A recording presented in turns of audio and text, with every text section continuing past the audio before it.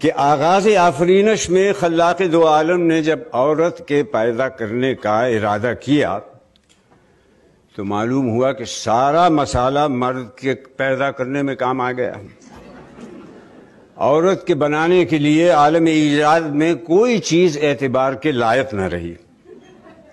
بڑے غور و تأمل کے بعد یہ تدبیر کار پردازان ازل کے ذہن میں آئی کہ چہرے کی شکل تو چاند سے لی جائے اور خم ابرو ہلال سے، غنچہ ناشگفتہ سے دہن اور برگ گل سے ہونٹ، نرگس شہلا سے آنکھ، سرف سے قد، نسرین سے بدن اور کبک سے رفتار لے لی جائے. شب تار سے بالوں کی سیاہی اور درازی شب ہجراں سے بالوں کی درازی لے لی جائے. یاقوت سے ہونٹوں کی سرخی، پتھر سے سنگ دلی اور طوطے کی آنکھ سے بے مروتی مانگ لیں.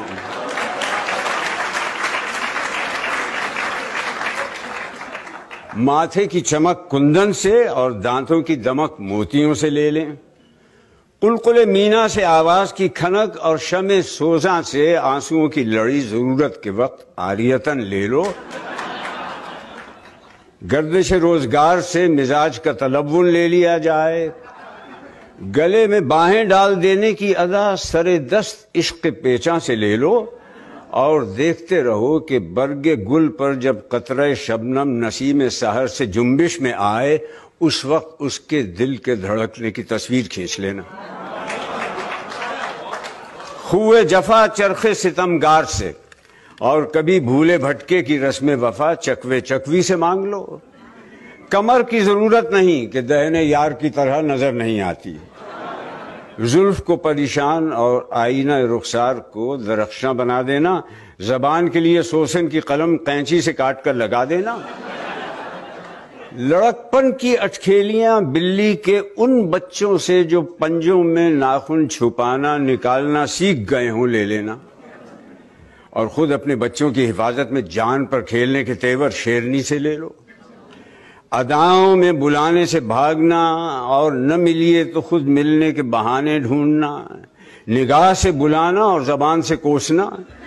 منہ نہ لگانے پر گلے کا ہار بن جانا اور ناز برداری کی جائے تو لاپرواہی کی شکایتیں کرنا اور ایسی ہزار ناز و انداز کی باتیں کوٹ کوٹ کر بھر دینا.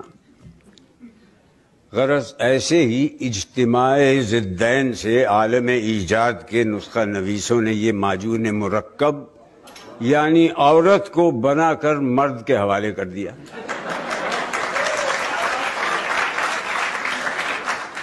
کہتے ہیں کہ اس واقعے کے چند روز کے بعد انسان نے خدا سے شکایت کی کہ یہ تحفہ جو مجھے عطا ہوا ہے میرے لیے بلائے جان ہے، اس کو واپس لے لیا جائے.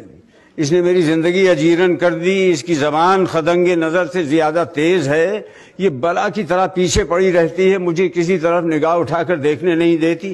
اس کے مارے مجھ سے کوئی کام نہیں ہوتا، بے سبب خفا رہتی ہے. اس سے پیچھا چھڑانا مشکل ہو گیا، میری اس کی نہیں بنتی. حکم ہوا کہ اگر تمہاری اس کی نہیں بنتی تو تم اسے یہاں چھوڑ جاؤ. 2-4 دن ہی گزرے ہوں گے کہ حضرت انسان پھر خالق کے پاس حاضر ہوئے اور عرض کی کہ پروردگار، جب سے عورت چھٹی مجھے بڑی تکلیف ہے. رات دن اسی کا خیال رہتا ہے. گھر اجڑ گیا، زندگی کا لطف جاتا رہا. شب تار میں وہ چاند سا چہرہ رہ رہ کے یاد آتا ہے. پریشانیوں میں زلف پریشان کا خیال جو بندھ جاتا ہے تو پہرو نیند اچٹ جاتی ہے. ارشاد ہوا کہ عورت کو تم ہی خود چھوڑ گئے تھے نا، تمہارا جی چاہے پھر لے جاؤ. کیا دیکھتے ہیں کہ دوسرے تیسرے دن حضرت انسان پھر خدا کے پاس ہی عرض لے کر پہنچے کہ بندہ درگاہ کچھ عرض نہیں کر سکتا. بور کے لڈو کا سا حال ہے کہ کھائے تو پچھتائے، نہ کھائے تو پچھتائے.